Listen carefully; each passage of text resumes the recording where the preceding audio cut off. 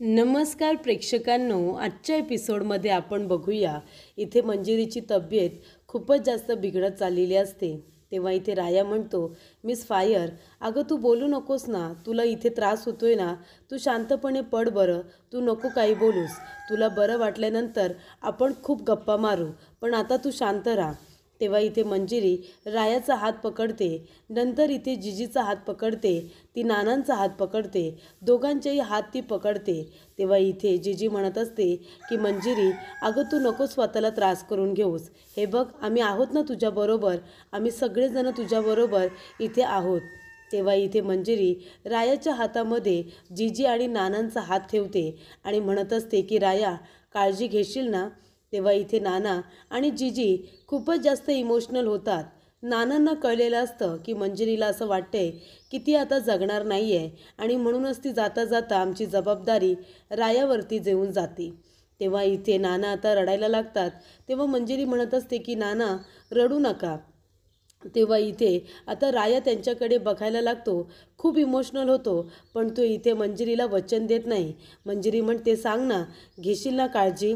तेव्हा इथे राया हात सोडतो आणि म्हणतो, ए मिस फायर, तू काही काय बोलतेस ग, आणि मी कशाला काळजी घेऊ, तुझे आई वडील आहेत ना, ते तुझे नाना आणि जिजे आहेत ना, मग तू काळजी घे ना त्यांची, मला कशाला त्यांची जबाबदारी घ्यायला सांगतेस, मी नाही त्यांची जबाबदारी घेणार, तू त्यांची जबाबदारी पार पाड ना, मला का उगाच सांगतेस तू। तेव्हा इथे मंजिरीला कळतं की राया इमोशनल झालाय म्हणून असा बोलतोय। तेव्हा इकडे राया म्हणत असतो, ए मिस फायर, तू काही बोलू नकोस ग, आणि तू असं का आता बोलतेस, हे बघ तुला जगायचं आहे, तू आहे ना थोडेसे प्रयत्न कर, तुला बरं वाटेल, मी खरंच सांगतोय, तू फक्त थोडीची इच्छा दाखव ना की तुला पण जगायचं आहे। तेव्हा इकडे आता राया म्हणत असतो की हे बघ मिस फायर, हातपाय गाळून बसू नकोस ग, तुला सुद्धा जगायचं आहे, त्यासाठी तुला स्वतःला इथे प्रयत्न करावे लागणार आहेत। इथे डॉक्टरांची ट्रीटमेंट चालू आहे ना, तू त्यांच्या ट्रीटमेंटला रिस्पॉन्स तर कर ना। तर इथे मंजिरीला आता इतका त्रास होत असतो, ती काय जगणार आहे असं इथे आता डॉक्टरांना सुद्धा वाटत असतं। डॉक्टर तिथे येतात, इथे मंजिरीला खूप त्रास होत असतो। राया म्हणतो की डॉक्टर लवकर इकडे या, बघा ना मिस फायरला काय होतंय, तुम्ही लवकर तिला बघा, तिला बरं करा। तेव्हा डॉक्टर येतात आणि तिचं ऑक्सिजन चेक करतात, तिला इंजेक्शन देण्याची तयारी करतात। पण इथे डॉक्टर म्हणत असतात की हे बघा, आता मी तुम्हाला एक गोष्ट सांगते की आता मंजिरी जगेल की नाही हे मी सुद्धा सांगू शकत नाही, कारण का ती कुठल्याही ट्रीटमेंटला रिस्पॉन्स अजिबात करत नाही आहे। तेव्हा इकडे डॉक्टरांनी सुद्धा आता शब्द दिलेला असतो। तेव्हा इथे राया म्हणत असतो की डॉक्टर, तुम्ही हे काय बोलताय, अहो डॉक्टरांना आम्ही देवाच्या जागी मानतो, आणि जर तुम्ही जर असं बोलायला लागलात तर कसं होणार, हे बघा तुम्हाला मिस फायरला बरं करावंच लागेल। तेव्हा इकडे डॉक्टर म्हणतात, राया दादा, मी आधीच सांगितलं होतं ना तुला की तिच्या पोटामध्ये पुन्हा ते विष जाता कामा नये, आणि ते जास्त प्रमाणात गेले, त्याच्यामुळे आता विषाने त्याचं काम सुरू केले, आणि त्यामुळे इथे मंजिरी जगेल असं मी सुद्धा आता सांगू शकत नाही, कारण ते विष मोठ्या प्रमाणात मंजिरीच्या पोटात गेलेलं आहे। तेव्हा मंजिरीचं जगणं आता मुश्किल झालेलं आहे, आणि रायादादा, आम्ही सुद्धा काही करू शकत नाही रे, आम्ही आमच्या ट्रीटमेंटने तिला जगवण्याचा पूर्ण प्रयत्न करतोय ना, तू बघतोयस ना। तेव्हा इकडे आता डॉक्टर म्हणतात की सिस्टर, त्यांना इंजेक्शन द्या, इंजेक्शन तयार ठेवा। आणि इथे डॉक्टर म्हणतात की रायादादा, तू 2 मिनटं बाहेर ये, मला तुझ्याशी बोलायचं आहे। तेव्हा राया बाहेर येतो आणि म्हणत असतो की डॉक्टर काय झालंय, तुम्ही असं कसं बोलू शकता, म्हणजे डॉक्टर म्हणजे आमच्यासाठी देव, तुम्ही शेवटपर्यंत प्रयत्न करा ना मिस फायरला बरं करण्यासाठी। तुम्ही जर असं म्हणलात की पेशंट आता जगू शकत नाही, म्हणजे त्याने सुद्धा आता शब्द दिलाय, असं डॉक्टर नका बोलू तुम्ही, मिस फायरला जगायचं आहे, तिच्या खूप इच्छा अजून पूर्ण व्हायची आहे तो। तेव्हा इकडे डॉक्टर म्हणतात, रायादादा, अहो पण तिला बरं करण्यासाठी त्या औषधावरती, त्या विषावरती जो अँटीडोस हवा आहे, तोच जर आपल्याकडे नाही आहे तर आपण तो अँटीडोस कुठून देणार। मी आधीच सांगितलं होतं की नाही, ज्या वेळेला आपण तिची ब्लड टेस्ट केली त्यावेळेला आपण तिला औषध दिलं, पण आता हे विष ज्या व्यक्तीने दिलं आहे ना, त्या व्यक्तीला भेटून जर त्याने अँटीडोस काय आहे हे सांगितलं तर आपण आता मंजिरीचा जीव वाचवू शकतो। तेव्हा इकडे रायाला आठवण येते ती प्रशांतची। तेव्हा इथे प्रशांत, त्याचबरोबर रुचिता आणि कथा तिघेजण रूममध्ये असतात। तेव्हा राया बाहेर आलेला असतो। राया म्हणतोय, प्रशांत कुठे आहेस तू, चल बाहेर ये चल। तेव्हा इथे प्रशांत काही बाहेर जात नाही. तो म्हणतो, अरे देवा, हा राया मला शोधत आता इथपर्यंत आला. जर त्याने रुचितासमोर मला काही प्रश्न विचारले तर मला काही बोलता येणार नाही आहे. माझी सगळी पोल इथे तिच्यासमोर आता उघडेल. काय करू मी? तेव्हा इकडे राया बाहेरून म्हणत असतो, प्रशांत बाहेर ये, तुला सांगितलं ना. प्रशांत जातो आणि कडी लावून घेतो. तेव्हा रुचिता म्हणते, हे काय केलं तुम्ही? कडी कशाला लावून घेतलीत? अहो, रुचिता म्हणते की मंजिरीला बरं वाटत नाही आहे, तिची तब्येत जास्त बिघडली असेल, रायाला काही मदतीची गरज असेल म्हणून तो बाहेर आला असेल ना. मला जाऊ द्या बाहेर, मला बोलू द्या त्याच्याशी. तेव्हा इथे प्रशांत म्हणतो, रुचिता प्लीज, मी तुला सांगतोय ना, दरवाजा उघडू नकोस. तेव्हा इकडे रुचिता म्हणते, का पण? मंजिरीला बरं नाही आहे, जर रायाला काही मदतीची गरज हवी असेल तर दरवाजा उघडायला नको का?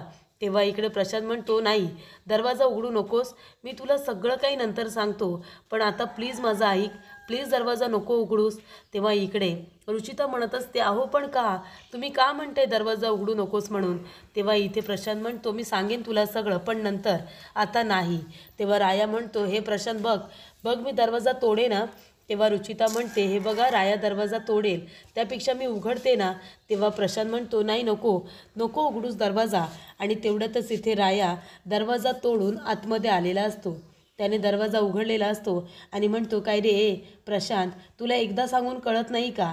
तुला सांगितलं ना मला 2 मिनटं तुझ्याशी बोलायचं आहे, मग का तू आला नाहीस बाहेर? तेव्हा राया म्हणत असतो की हे बघ प्रशांत, तिथे मंजिरीची तब्येत खूपच जास्त बिघडत चाललेली आहे.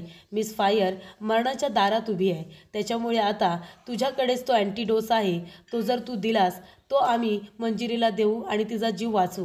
हे सगळं तुझ्यामुळे घडतंय, कळलं का तुला? तेव्हा इथे रुचिता म्हणते, राया, माझ्या नवऱ्याची या सगळ्यात काही चुकी नाही आहे. तेव्हा राया म्हणतो, रुचिता गप्प बस तू, तुला काही माहिती नाही आहे. तेव्हा प्रशांत म्हणतो, तू मला का बोलतोयस? मी काय केलं आहे? तेव्हा राया म्हणतो, तू काय केलं आहेस आणि काय नाही हे तुला पण माहिती आहे आणि बरोबर मला पण माहिती आहे, कळलं ना तुला? तेव्हा मी तुला सांगतोय, तू त्या जय घोरपडेला जे काही औषध दिलंस ना, त्याची 5वी पुडी मिस फायरच्या पोटात गेले आणि म्हणूनच तिची तब्येत इतकी बिघडली, कळतंय तुला? तिचा जीव जातोय की काय असं आम्हाला वाटतंय. तेव्हा तू आता एक काम कर, त्याच्यावरती काही औषध असेल ना तर ते पटकन तू आम्हाला दे. तेव्हा इथे रुचिता म्हणते की राया, अरे खरंच सांगते, या सगळ्यात यांची काही चुकी नाही आहे रे, सोड तू त्यांना कशाला इथे मारायला येतोस? तेव्हा इकडे राया म्हणत असतो की रुचिता, तू किती बदलली आहेस ग, खरंच. म्हणजे तुला तुझा नवरा निर्दोष वाटतोय, नवऱ्याच्या प्रेमात इतकी आंधळी झाली आहेस ना की त्याने काय केलं हे सुद्धा तुला कळत नाही आहे, कळतंय तुला? तेव्हा इथे राया म्हणतो, अगं यानेच त्या जय घोरपडेला औषध दिलं आणि जय घोरपडे ते औषध आता मिस फायरला देतोय आणि म्हणूनच मिस फायरची तब्येत इतकी बिघडले, कळतंय तुला? तेव्हा आता मी याला सोडणार नाही. आणि राया प्रशांतला मारत असतो आणि म्हणतो, सांग त्याच्यावरती काय औषध आहे ना ते लवकर सांग. तेव्हा इकडे आता रुचिता बाळाला मध्ये घेऊन येते आणि म्हणते, हे बघ राया, तुला कथाची शपथ आहे, तू यांना मारू नकोस.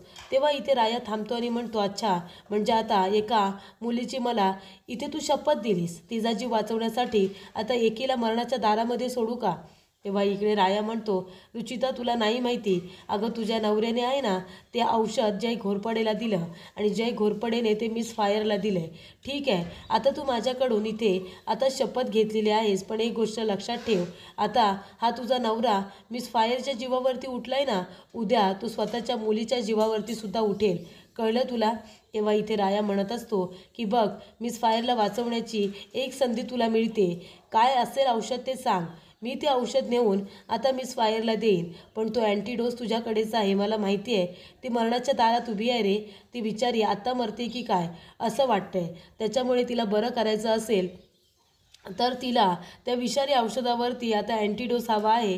डॉक्टरांनी शब्द दिला आहे की त्याच्यावरती त्यांच्याकडे काही औषध नाही आहे. मागच्या वेळेला प्रशांत तुझी ब्लड टेस्ट लिहून दिली होतीस ना, ती केली होती आणि त्याच्यावरती मिस फायरला औषध दिलं होतं आणि ती बरी झाली होती, तू बघितलंस ना? मग त्याच्यामुळे तू एक काम कर, आता सुद्धा तुझ्याकडे काही औषध असेल तर दे. तेव्हा इथे प्रशांत आता गप्पच बसलेला असतो. रुचिता म्हणत असते की प्रशांत हे सगळं काय आहे? आणि आता राया तिथून गेलेला असतो, कारण प्रशांत काही बोलायलाच तयार नसतो. पण इथे रुचिताला कळलेलं असतं की राया कधीच खोटं बोलत नाही, तिला असंख्य प्रश्न आता पडलेले असतात. त्याचबरोबर इथे प्रेक्षकांनो, आता जेव्हा माणसांची आशा अपेक्षा संपते ना, तेव्हा सुरुवात होते ती देवाची. त्या इकडे येता देवाजवळ धावा केलेला असतो रायाने मंजिरीला वाचवण्यासाठी. आणि तो म्हणतो, ए महादेवा, अरे का परीक्षा बघतोयस तू? मिस फायरची सांग ना, तिची काय चुकी आहे या सगळ्यामध्ये? तिच्या वाटेला एवढं दुःख का महादेवा?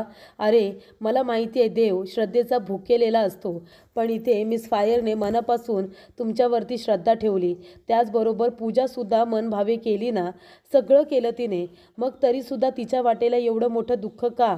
का तिच्या वाटेला हे सगळं आलं आहे? आणि आता तिचा शेवटचा काळ सुरू झालाय. सांग ना महादेवा. हे बघ महादेवा, तू तिला काही कर आणि बरं कर. आता तिच्या आजारपणावरती एका माणसाकडे औषध आहे, पण तो प्रशांत औषध द्यायला काही तयार नाही आहे. त्याने जर अँटीडोस दिला असता तर मिस फायरला बरं तरी वाटलं असतं. तेव्हा इकडे राया म्हणतो की देवा, महादेवा काहीतरी कर. अरे तू सगळ्यांचा तारणहार्ता आहेस ना. बघ ना, आता तिला जरी औषध मिळत नसेल ना, तरीसुद्धा मला असं वाटतंय की तू आहे ना, तिला बरं करू शकतोस.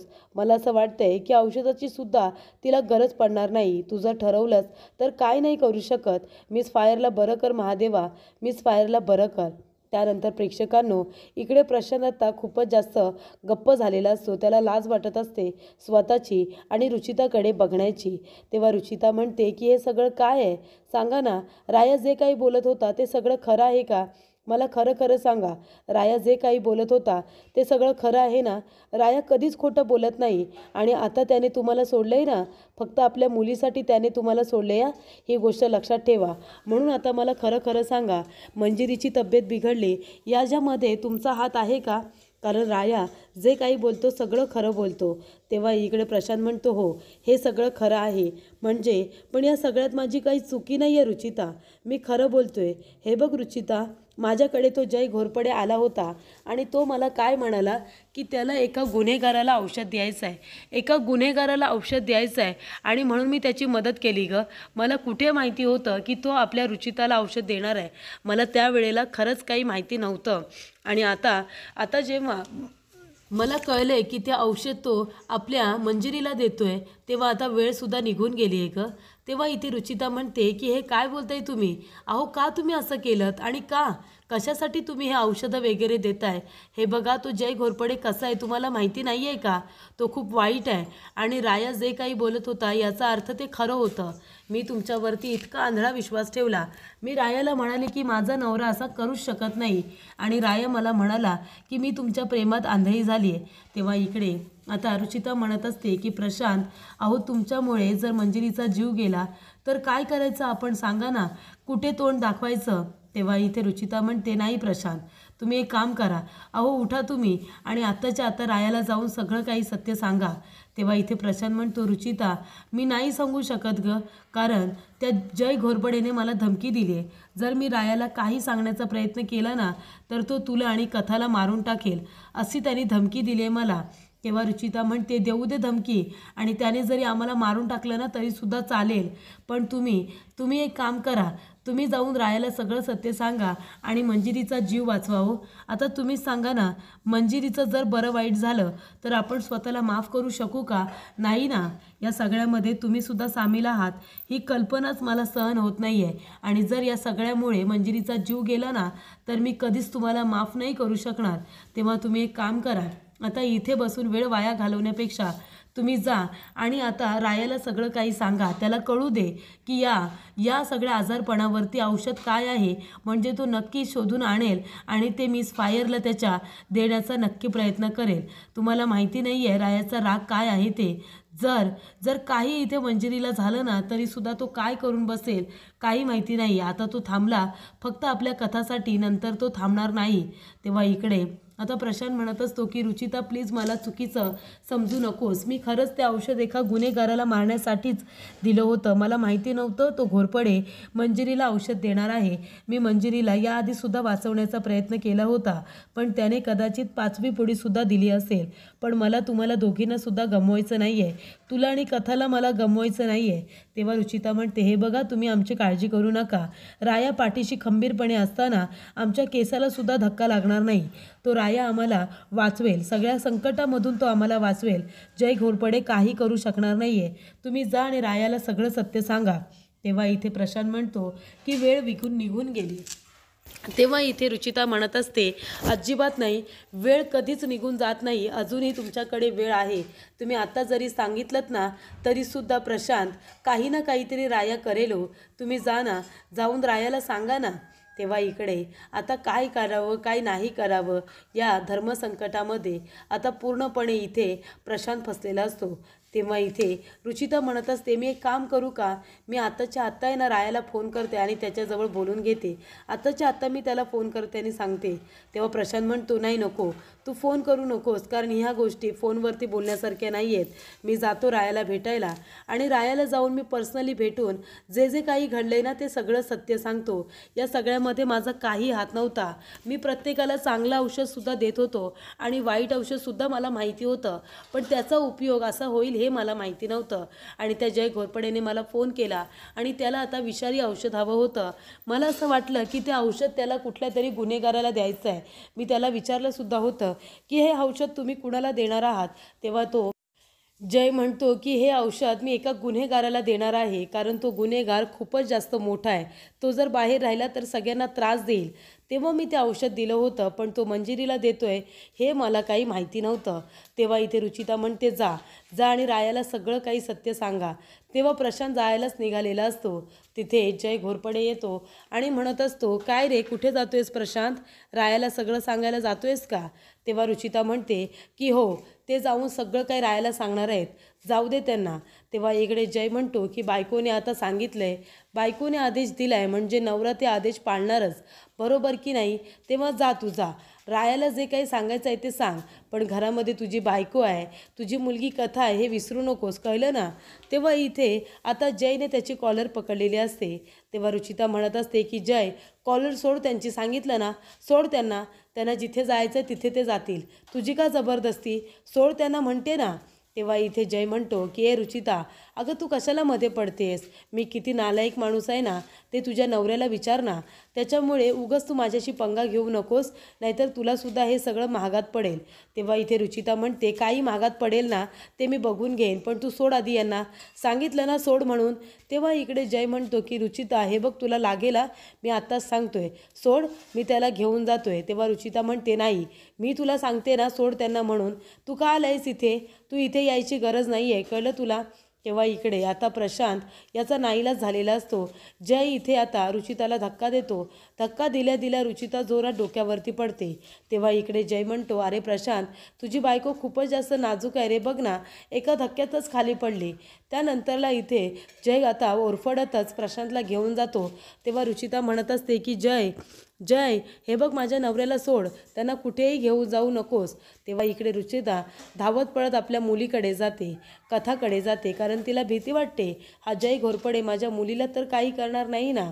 त्याचबरोबर इथे प्रेक्षकांनो, आता इथे राया मंदिरामध्ये उभा असतो, महादेवांची पूजा करत असतो. तो महादेवांना म्हणत असतो की आज महाशिवरात्री आहे, तुला पण माहिती आहे ना, अरे तू सगळ्यांचा तारणहार्ता आहेस रे. हे बघ, माझीसुद्धा तुझ्यावरती खूप श्रद्धा आहे आणि मिस फायरचीसुद्धा तुझ्यावरती खूप श्रद्धा आहे. तिला जरी औषध मिळालं नसलं ना तरीसुद्धा तू सगळं काही करू शकतोस ना देवा, महादेवा, मग काहीतरी कर ना चमत्कार आणि मिस फायरचा जीव वाचव ना, मी तुझ्या पाया पडतो. अरे मी नेहमी तुझी इथे पूजा करत राहीन, पण तू मिस फायरचा जीव वाचव.